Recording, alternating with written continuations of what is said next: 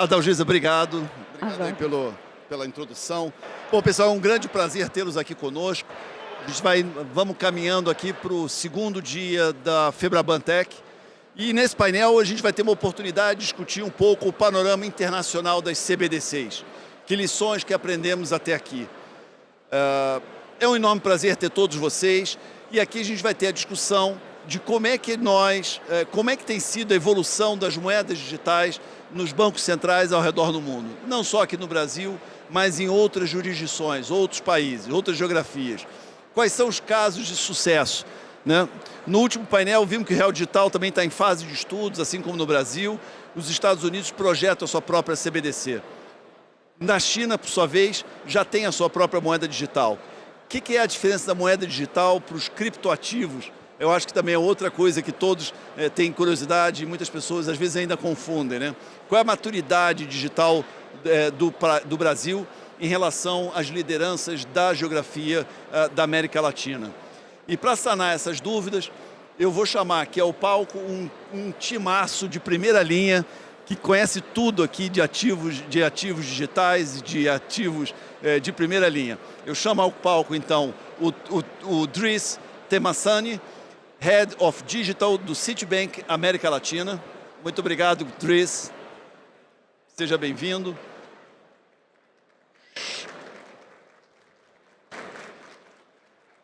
Chama ao palco também o Ron Raffensperger, CTO de Digital Transformation da área de Financial Service da ROI Enterprise Storage Solutions. Welcome, Ron. And Jonathan Anastasia, VP executivo da Crypto and Security Innovation da Mastercard.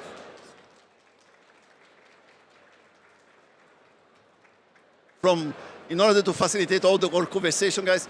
Para facilitar a nossa conversa, agora eu vou falar em inglês. Change my channel. Vou trocar meu canal agora. Muito bem, obrigado. Guys, Pessoal, obrigado por sua presença. É um grande prazer conversar com vocês. E temos muitos assuntos para discutir em relação ao CBDC. Para iniciar, gostaria de propor um rápido exercício pensando sobre o futuro. Será que as CBDCs vão se tornar uma realidade global? Ou como é que vocês estão vendo o desenvolvimento do CBDC no mundo? Idris, meu amigo, vou começar com você. Compartilhe conosco as perspectivas da CBDC, qual é o futuro em diferentes geografias e sua perspectiva sobre o Brasil. Bom, primeiro, muito obrigado. Eu estou muito bem impressionado. Eu cheguei hoje de Miami e realmente eu só posso dizer parabéns por esse evento tão bem sucedido. Será que a CBDC vai se tornar uma realidade? Sim, sem dúvida, com certeza. Hoje nós operando em cima de uma infraestrutura financeira que está desatualizada já há algum tempo quando se trata da economia digital. Estou falando sobre a internet não consegue mais lidar com o crescimento da economia digital e também não consegue incluir todos nessa nova economia. Está excluindo metade da população global. Eu estou falando sobre o sistema financeiro existente como é hoje em dia. Então, precisamos atualizar a internet. Isso também significa atualizar a forma de dinheiro. Então, o CBDC não é apenas uma nova forma de moeda, mas também inclui a infraestrutura financeira exigida para que nós possamos mudar para uma economia digital totalmente inclusiva. Então, realmente é uma realidade daqui em diante. Ron, e você? Qual é o seu ponto de vista? Compartilhe conosco o futuro da CBDC, quais desenvolvimentos você vê nas diferentes jurisdições daqui em diante. Enfim, e sua perspectiva sobre o Brasil. Muito bem. Bem, eu concordo totalmente que os CBDCs vão acontecer. E o que nós estamos vendo na China, por exemplo, onde o dinheiro vivo desapareceu. Todo mundo paga através do QR Code. Então, não há razão alguma para ter o dinheiro, as notas físicas.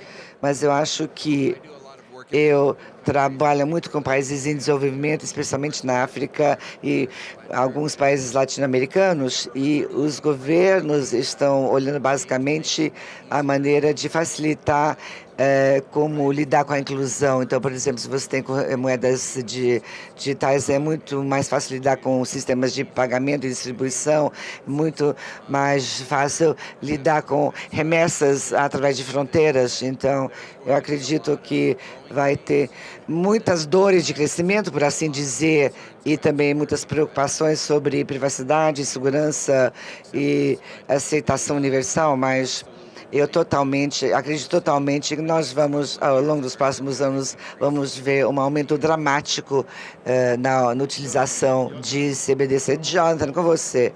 Bom, eu gostaria apenas de agradecer à FEBRABAN pelo convite. É um evento muito impressionante. Quantas pessoas aqui. Eu vou modificar minha resposta. Eu realmente acredito que as moedas digitais serão parte inevitável do nosso futuro, com certeza. A pergunta é como é que vai ser essas CBDCs? É uma pergunta complexa. Tem muitas considerações a levar em conta. Essas moedas serão baseadas nos tokens ou baseadas nas contas? Quais serão os requisitos dos bancos centrais? Serão distribuídos ou serão baseados em algo convencional. E, no momento, existem aproximadamente 112 avaliações de bancos centrais que estão avaliando se eles vão emitir uma CBDC ou não. 12 já foram cancelados ou inativos, então digamos que tem 100 CBDCs no mundo inteiro. Uma pergunta sobre deveria distribuir isso agora, enfim, 71 desses 100 bancos centrais ainda não decidiram, então são perguntas complexas. A pergunta sobre será que tudo isso deve ser baseado em tokens, para aqueles que não têm familiaridade com isso, uma CBDC baseada em token, necessita a validação do próprio token. Se você pensa isso em dinheiro vivo, se eu pago dinheiro vivo para o café, não importa quem eu sou, mas o vendedor quer receber algo que é genuíno, uma moeda real. Então, por ordem, uma CBDC baseada numa conta, precisa identificar quem é o dono dessa conta. Então, tem muitas questões interessantes que os bancos centrais vão ter que responder. Então, a minha perspectiva é um pouco não muito clara ainda. Então, eu acho que vai ser esse vai e volta entre dessas duas questões. Eu queria acrescentar. Eu concordo com o que você falou, Jonathan, mas o que os bancos centrais estão se deparando? Nos últimos anos, os bancos centrais estão enfrentando uma situação dizendo que metade da população global não tem uma conta em banco. E ainda estamos nos baseando numa infraestrutura financeira que é muito cara. Enfim, então a pergunta é, se nós esperarmos mais 10, 20 anos, nós continuaremos na mesma situação, a menos que nós atualizemos a estrutura financeira atual. Então, os CBDCs são uma nova forma de moeda, mas a infraestrutura básica precisa mudar. Se nós continuarmos a operar dentro da mesma estrutura, nós vamos acabar tendo os mesmos resultados. Quando eu vejo um futuro muito brilhante para a CBDC, eu vejo os bancos centrais reagindo muito rapidamente a esse desafio, finalmente apresentando uma solução. E nós precisamos seguir os movimentos dos bancos centrais. Então, isso não é uma iniciativa liderada por bancos, mas é uma iniciativa liderada por bancos centrais e bancos em conjunto. Ótimo para sua resposta, Jonathan. Eu penso, aqui você está como Jonathan, mas na verdade seu nome é Johan. Então eu peço desculpas pelo erro. Falando sobre essa grande vantagem das CBDCs, eu gostaria de perguntar ao Johan, por favor, diga-nos sobre a experiência da Mastercard e como tem sido o desenvolvimento e a evolução dessa moeda digital. E o que pode ser destacado já a partir da experiência do Mastercard. Mastercard tem muitas experiências no mundo inteiro em relação a essas experiências. O que está funcionando bem, o que poderia ser melhorado em termos de desenvolvimento da CBDC. Bom, primeiro, gostaria de concordar com o Driss também. A promessa apresentada pela moeda digital é algo fenomenal, porque em termos de acesso aos serviços financeiros, reduzindo custos, levando mais transparência, tem tantos benefícios associados às moedas digitais, mas nós estamos no negócio de conectar os stakeholders e trazer valores. Então, o que nós nos demos conta é que você precisa começar com uma confiança na base e uma proposta de valor muito forte para o consumidor, porque acontece quando tudo começa a se mover quando o consumidor é impactado e o consumidor precisa carregar o custo ou por causa de um ataque de fraude ou golpe ou ataque cibernético. Isso vai através do ecossistema e volta no consumidor. Isso é algo disruptivo que força mudanças. Então, aqui não é conceito de segurança por design ou governos por design. Nós precisamos construir uma fundação muito sólida para lidar com os diversos casos de uso à medida que eles aparecem. Você precisa ter um conjunto de regras e princípios que todos vão respeitar e aderir quando eles entrarem nesse ecossistema. A partir do momento que tivermos essa base forte, podemos ter regras mais específicas para endereçar questões que vão aparecer. Mas você tem que ter padrões mínimos, senão a integridade total do sistema vai corresponder apenas ao menor denominador. Então, esses são alguns dos aprendizados que vimos ao longo do tempo. Se você vê o que está acontecendo no mundo das criptomoedas, que é tudo totalmente diferente, mas o mundo de criptomoedas usa basicamente os mesmos princípios. Vimos o ciclo de vida, muitos entrantes, nada de regulação, muitos consumidores sendo prejudicados e finalmente as coisas agora estão entrando nos eixos. Hoje de manhã, nos últimos 24 horas, a negociação em criptomoedas foi 70 bilhões de dólares em 24 horas. Então, esse é o futuro, gente. Mas podemos ver que os atores que vão continuar, e significa que aqueles que vão permanecer são aqueles que têm boas garantias, boa gestão de riscos e assim por diante. E qualquer banco central vai se beneficiar da transparência que vai oferecer para que todo mundo saiba exatamente qual é a sua situação. E esse seria um ponto de partida. Driss, você é o próximo. Sim. Por favor. Alguma reação?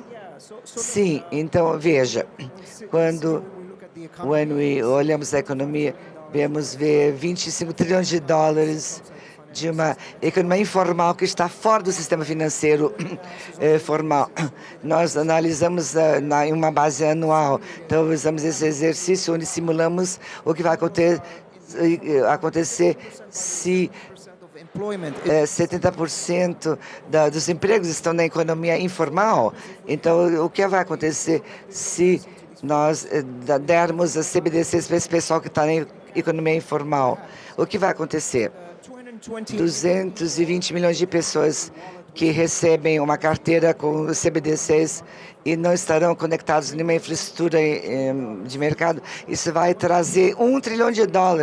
Isso apenas 220 milhões de pessoas. Esses trilhões de dólares se traduzem em 300 bilhões de dólares de economias para os bancos centrais, assim como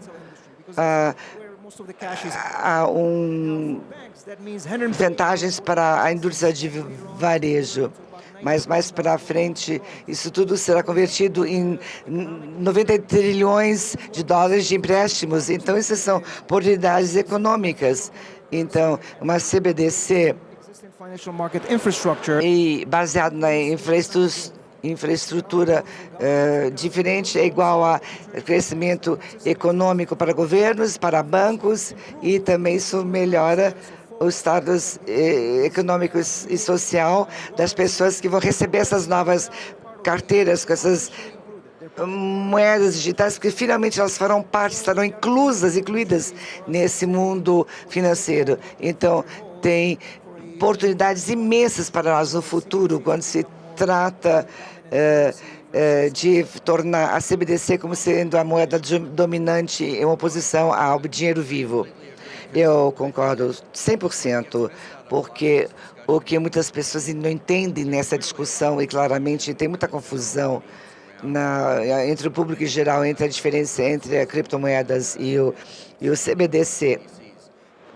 Mas a oportunidade, e você tem toda a razão, nós temos que ter uma nova estrutura, não dá para se basear nessa infraestrutura existente.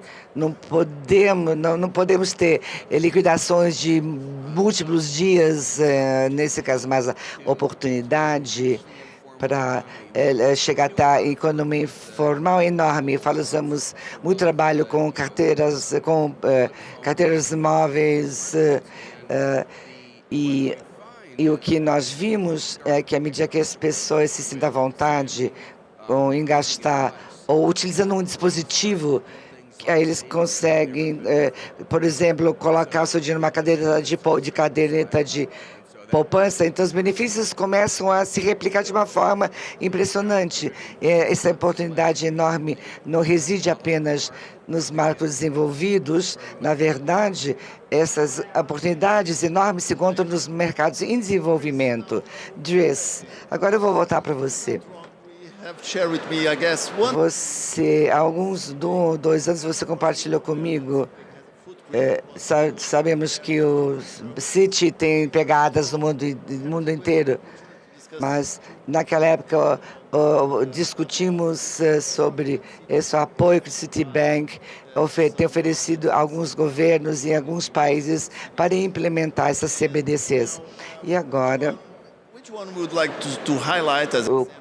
qual desses governos você gostaria de destacar como exemplo, e compartilhe conosco qual foi bem sucedido e qual não foi bem sucedido e por quê? Qual seria o seu conselho para o Brasil, considerando sua experiência no mundo inteiro em termos de implementação de CBDC? Então, mas qual é o melhor país? Eu não vou criar essa concorrência, não. Pelo menos não nesse fórum aberto, mas eu vou falar qual país foi bem sucedido na implementação do CBDC e por que foram bem sucedidos. Esses são governos que trabalham de uma forma muito próxima com o setor privado e deram incentivos para que o mindset mudasse, no sentido de que o dinheiro vivo tem mais valor do que equipamentos eletrônicos. Enfim. Então, hoje em dia, na nossa região, incluindo o Brasil e outros países do mundo, quando você usa dinheiro vivo numa pequena loja, aquele comerciário vai pedir que você pague em dinheiro vivo, porque isso significa não pagamento de impostos. Então, uma maneira de evitar pagamento de impostos. Mas se nada for for criado pelo Ministério de Finanças no sentido de convencer os consumidores a usar essas moedas digitais ao invés de dinheiro vivo, nada vai mudar. Então, na verdade, os pequenos varejistas estão encorajados a receber pagamentos através de QR Codes. Mas a outra questão é o setor privado. Eu mencionei anteriormente que 220 milhões de pessoas vão vão colocar 300 bilhões dentro da economia informal. Isso significa milhões de dólares em economias. Então, vamos oferecer incentivos. Então, se você for um comerciário, você tem uma pequena loja que compra bebidas de uma grande empresa, por que não pagá-los em moeda digital e oferecer, por exemplo, um incentivo assim? O comerciante compra 2 caixas de refrigerantes pelo preço de uma, por exemplo. Seria um modelo de incentivo que nós temos visto, são incentivos que levam a essa adoção dessa corrente digital. As pessoas não importam qual a forma do dinheiro que eles têm, as pessoas se importam com o valor, qual é o valor daquele dinheiro. Mas eles se importam sim em pagar impostos. As pessoas não querem ser penalizadas através de impostos. Então, os incentivos realmente vão encorajar essa adoção dessas moedas digitais. Depois tem que ter uma mudança de atitude. As pessoas já estão acostumando em pagar algum dinheiro vivo e receber um produto.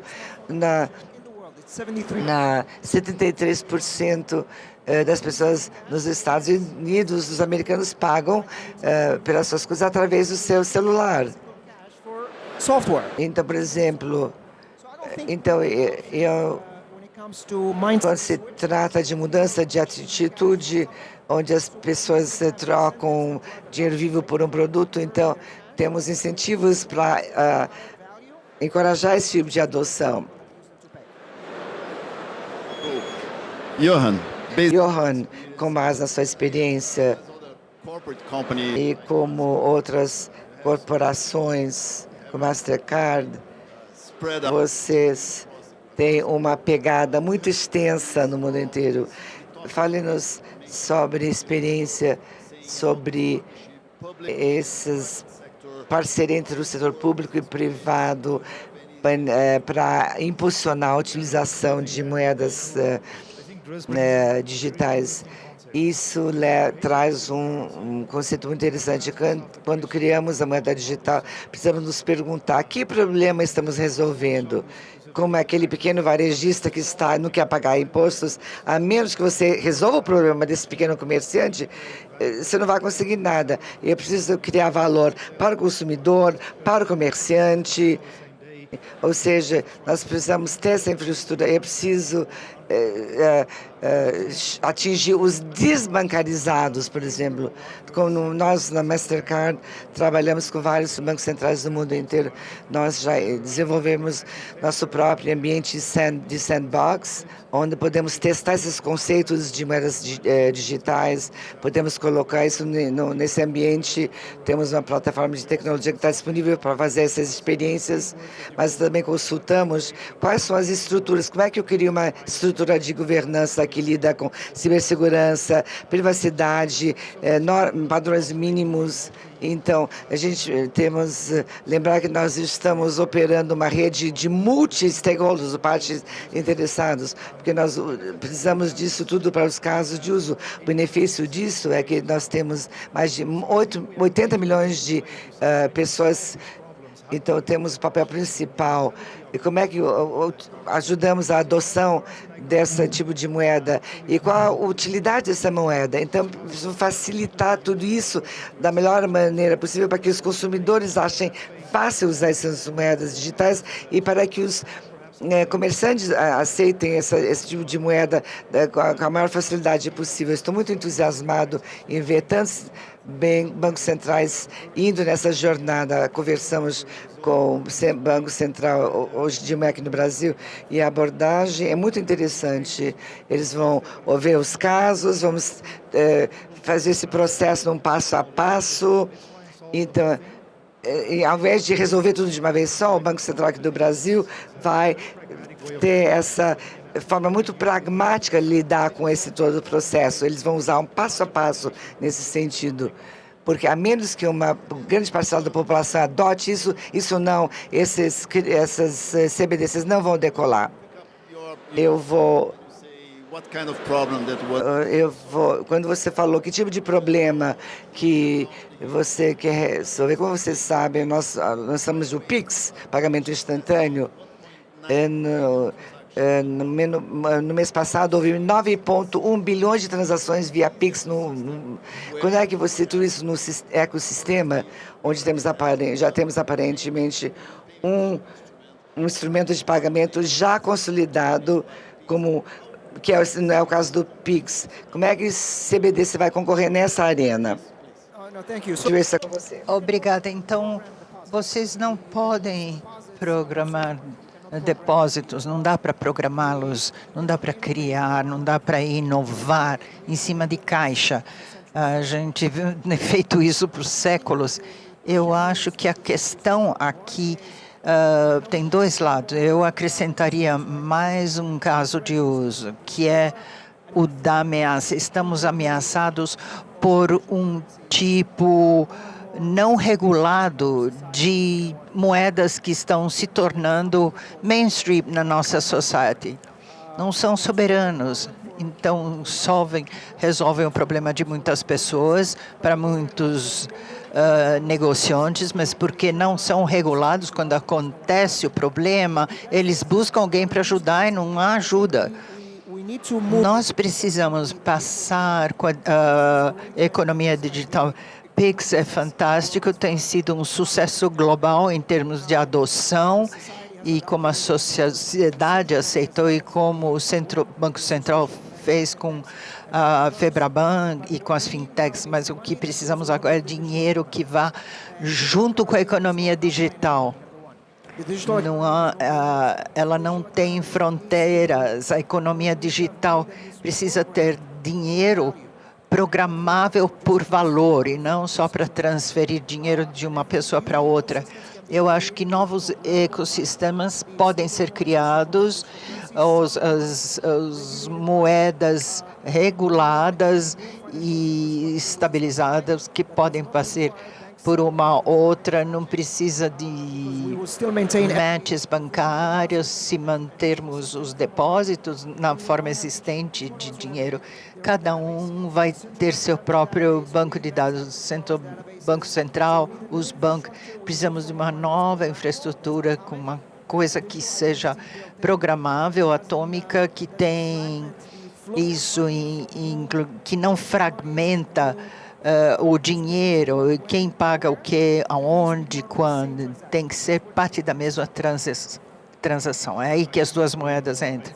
Não poderia concordar mais, não vejo competidores. Eu acho que são casos de uso diferentes. E usamos agora, o Pix resolve muito. E cartões de crédito e débito, as necessidades específicas, assim como os nossos negociantes. Eu acho que há esses programas, como fazer pagamentos de aluguel recorrente, pagamentos recorrentes, como podemos fazer na evolução no Web3 e no metaverso. Haverá um papel muito forte. Honestamente, não acho que competem, acho que eles vão construir, se montar, vai ser bom para os bancos centrais ter uma base comum,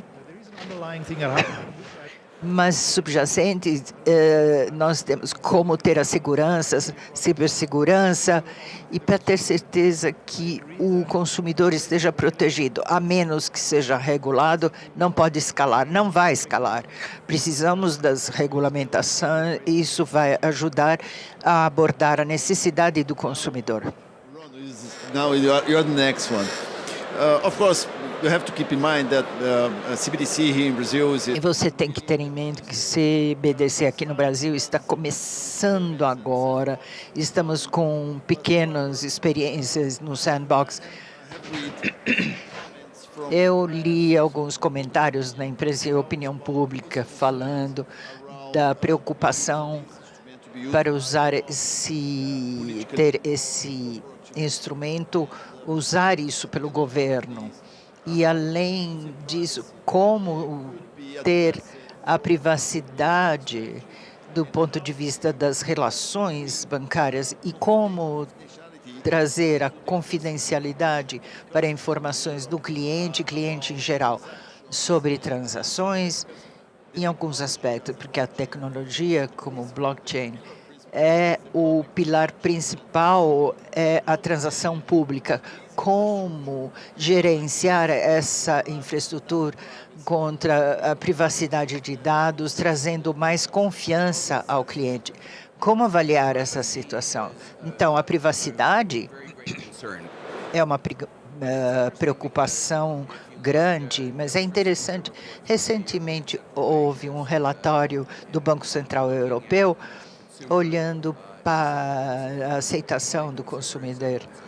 CBDCs and the major things that as coisas principais que preocupavam os consumidores é segurança, o meu dinheiro não pode desaparecer, e o fato que todos, da aceitação universal, a privacidade era das últimas preocupações, mas Facebook já disse que não há mais privacidade, quer dizer, já demonstrou que não há mais privacidade, mas o fator analógico, pessoas usando dinheiro físico, as únicas transações privadas são onde você está trocando dinheiro pessoa a pessoa. Qualquer coisa que você fizer através do WeChat e cartões de crédito são rastreáveis. As únicas pessoas que fazem essas transações de caixa talvez não estão dentro da lei e não precisamos protegê-los do ponto de vista de privacidade, mas todos os sistemas diferentes que temos visto até agora embutiram a habilidade de não manter informação, então transações permanecem anônimas. Há um limite. O que estamos trabalhando com o Banco Central Chinês é o conceito de uma carteira física. Você pode carregá-la de moeda da conta online e depois gastar da forma que você quiser. E não há rastreabilidade. Você limita quanto dá para pôr na carteira, quantas vezes, e quanto pode ser uma transação. Essas são as áreas que preocupam mais as pessoas. Mas os saldos do Banco Central precisam proteger contra lavagem de dinheiro, evasão de impostos. O ponto que você levantou, você tem que desenhar dentro, não dá para incluir depois, ter que ser embutido. O pessoal do cripto deve estar tendo muito trabalho, eles são hackeados e um monte de dinheiro desaparece, mas você precisa colocar a privacidade e estabelecê-la antecipadamente, porque cada país vai fazer diferentemente, porque culturalmente há muitas diferenças entre expectativas de privacidade e a vontade dos governos para aceitar privacidade. Então, incluí-lo desde o começo é muito importante, há muitas capacidades tecnológicas para manter a privacidade, na medida que eles exijam isso dos governos. Então, votos não existem, mas o conceito que o teu dinheiro está num cofre é um velho conceito. Então, o dinheiro o dinheiro está na nuvem. Então, se esse é um ponto que estamos mencionando e quem está emitindo, quem está desenvolvendo, resolvemos isso no Brasil e outros países. Se CDBCs vão distribuir para o banco e vão distribuir para os negócios, eles vão ser a nuvem que mantém essa informação. Então, obedecer à regulamentação que protege, a menos que você faça uma transação regular, os governos podem intervir e pedir informação. E qualquer instituição tem que fornecer a informação.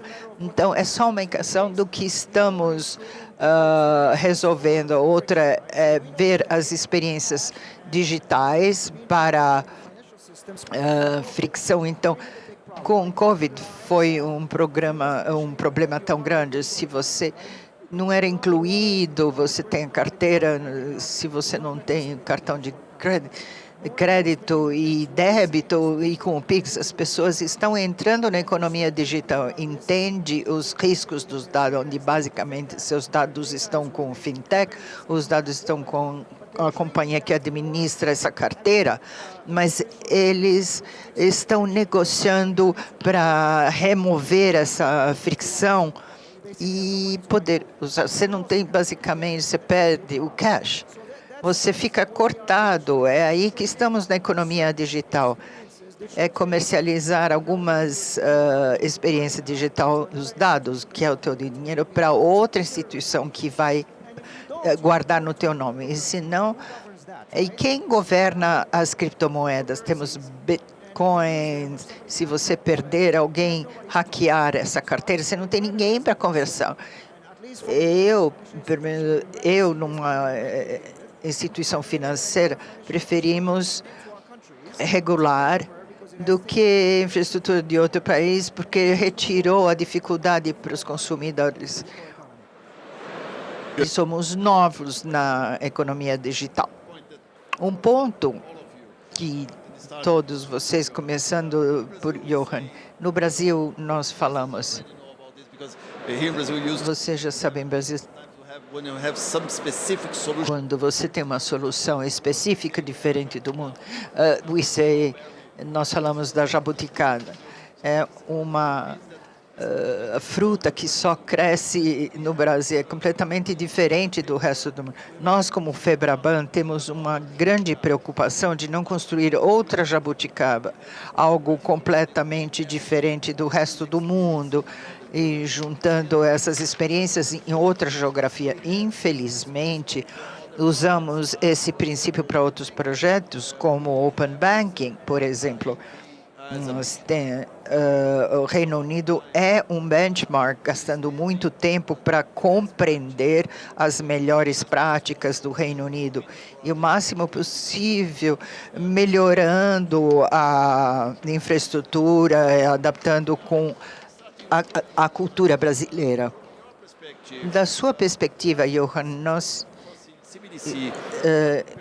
CDBC especificamente, me faltam benchmarks, não para fazer um copy-paste, mas inspirar nossos times aqui para crescer ou ter inspiração para o desenvolvimento com outras experiências.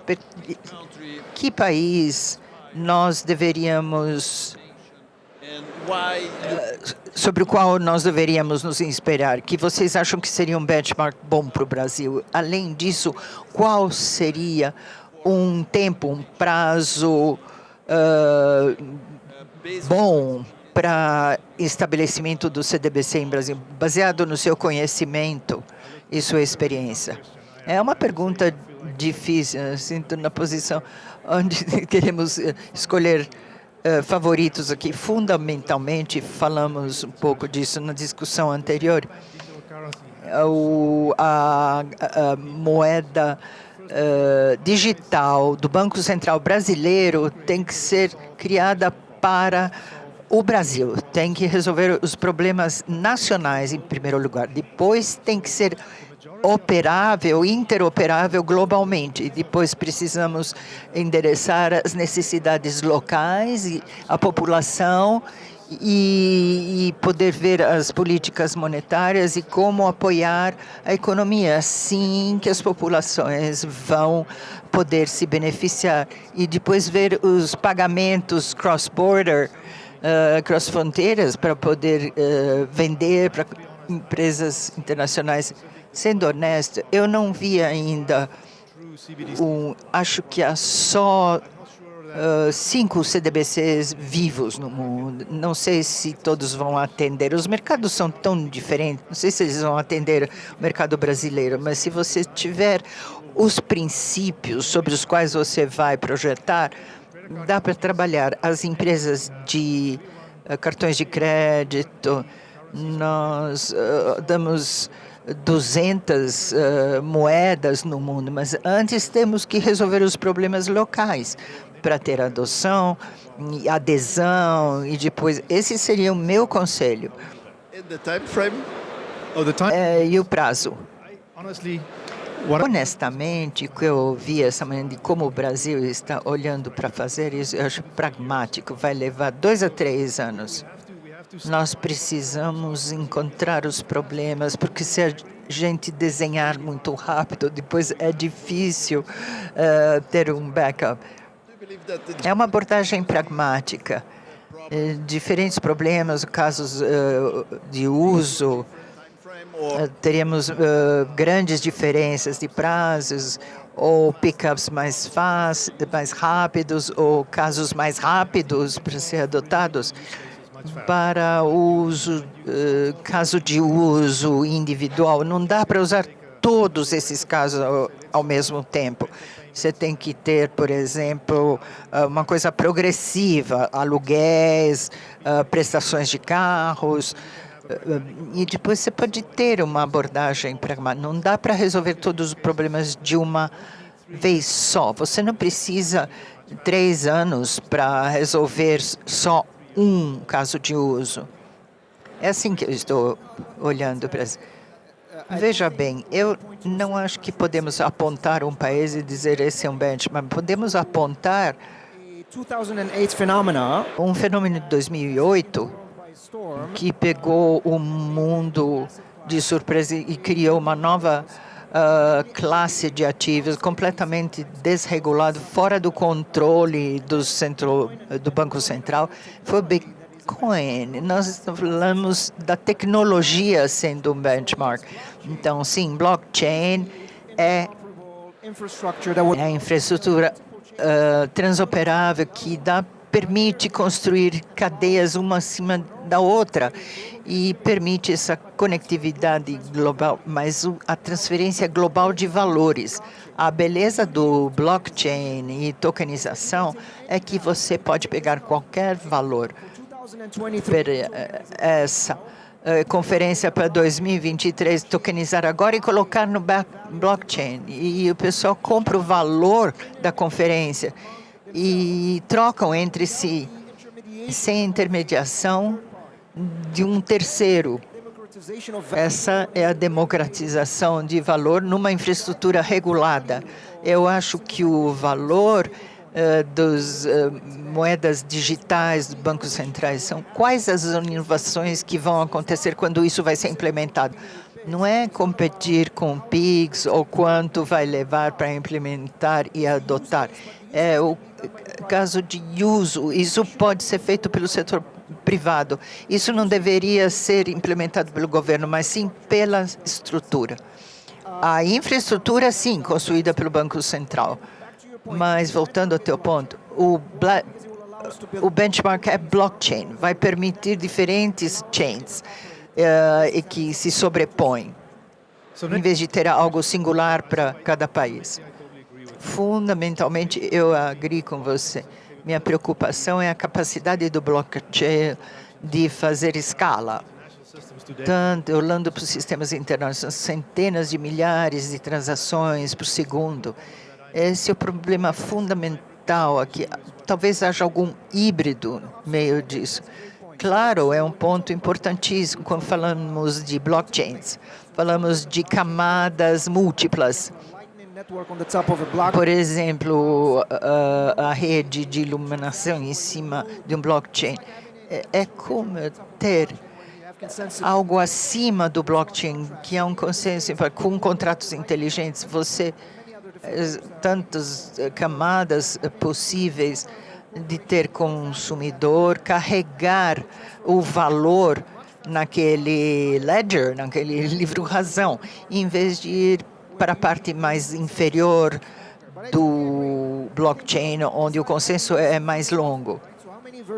Quantas versões de telefones digitais, quantas funcionalidades, quantos celulares tivemos até chegar a hoje? Inúmeras inovações. No Paraguai há um caso agora onde você pode baixar a carteira e comprar tokens conectados a árvores que são plantadas no Paraguai. Elas são plantadas, elas crescem e elas são vendidas. E você tem tokens de árvores. Essa é uma inovação do setor privado. O que você pode fazer com isso? Se construirmos uma nova estrutura futura, onde você vai ter uma blockchain que pode conectar com blockchain de outro país. A inovação que vai chegar disso vai ser incrível. Pensem nos criadores no YouTube. 10 anos atrás você não tinha. Hoje temos pessoas que estão no TikTok, Instagram, YouTube. Onde estava essa indústria? Onde estava aquela inovação? O que podemos fazer com tokenização de valores é incrível, vai aumentar a economia e vai nos permitir entrar na economia digital muito mais. 5 anos no Brasil, uma vez que você tem infraestrutura, vai demorar um pouquinho mais para implementar, porque é um país grande. E as fintechs, mas a adoção e os casos de uso vão acontecer dentro desses 5 anos. Então, eu vou voltar à pergunta original, que era que tipo de país poderia se tornar um modelo, um benchmark. Eu não acho que há um único, mas o que estamos começando a ver são grupos de bancos centrais que estão trabalhando em conjunto, onde criaram casos de uso para amostragem, ver o que há em comum e ver como trabalhar com eles em forma compatível. Não há um país em particular, especificamente. Acho que vocês podem olhar para as coisas do tipo, na minha área nós temos o Banco Central da China, de Singapura, Tailândia e Hong Kong, que estão todos trabalhando em conjunto para criar um conjunto de casos interoperáveis e poder conectá-los. Em vez de olhar para um país em particular e ver qual se encaixaria, a lição seria trabalhe com outros bancos centrais que têm situações semelhantes e aí vocês chegam a um conjunto comum de soluções. Todos falam dessa interoperabilidade. Vamos ter que ter em mente essa interoperabilidade. Para mim é o motivo maior, porque eu adoro que ele falou, se o governo estabelece a estrutura, o framework, é assim que podemos desenvolver. É assim como a inovação vai decolar. É fundamental ver como são desenhadas. Tem que ser muito bem regulado.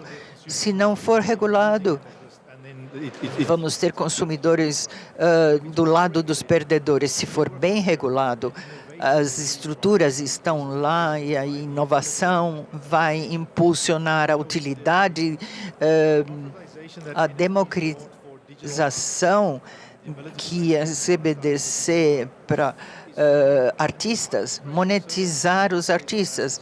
É fantástico. A tecnologia é a forma como, se estiver correto, vamos ver grandes inovações. A interoperabilidade vai vir junto. Ok, eu vou para a pergunta final e para poder fechar esse painel, começando com o Ron.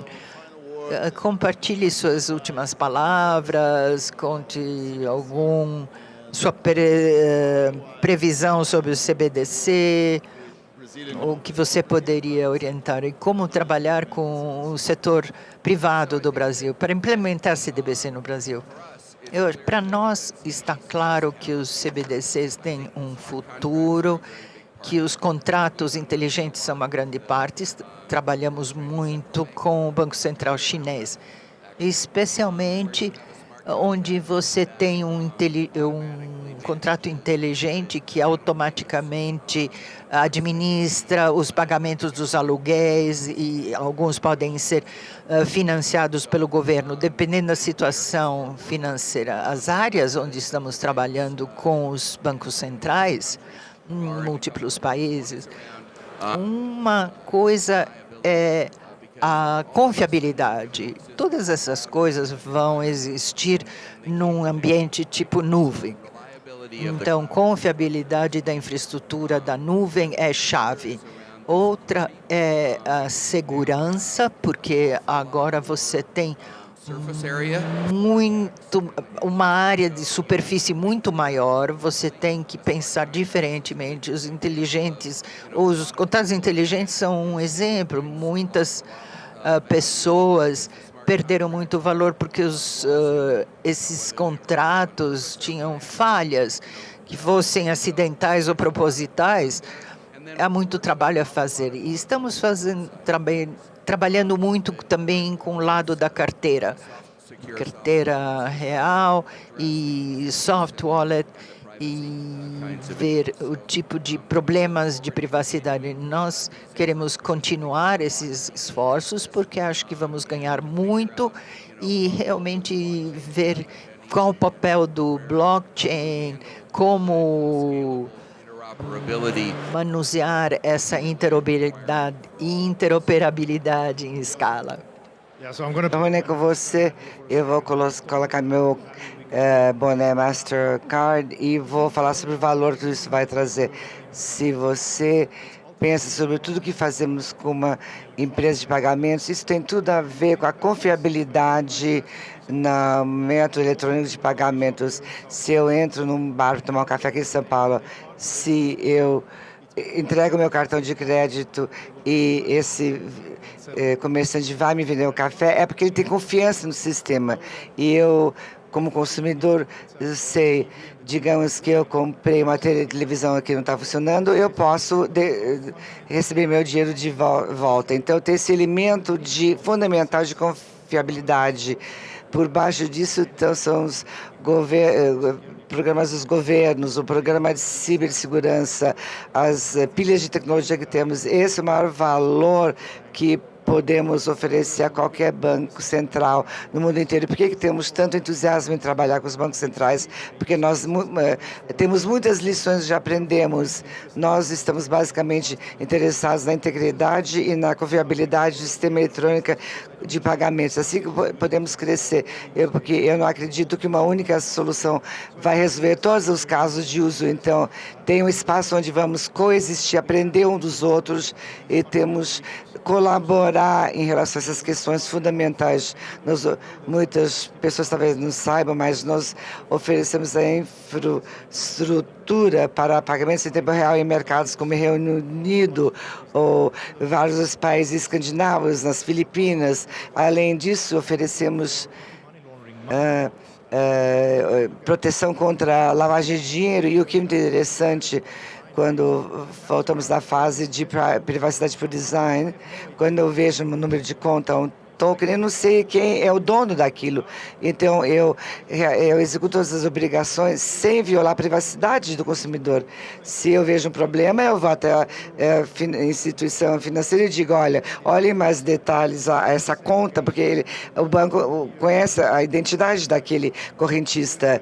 Então, quando nos baseamos em segurança por design e privacidade por design, esse é o melhor valor que podemos oferecer quando sentarmos ao redor da mesa para discutir isso com os bancos centrais. Sim, como eu disse anteriormente, o Brasil está se tornando um ponto de referência sobre como governos e um país levou um sistema de pagamentos eletrônicos a um outro nível, isso através do PIGS.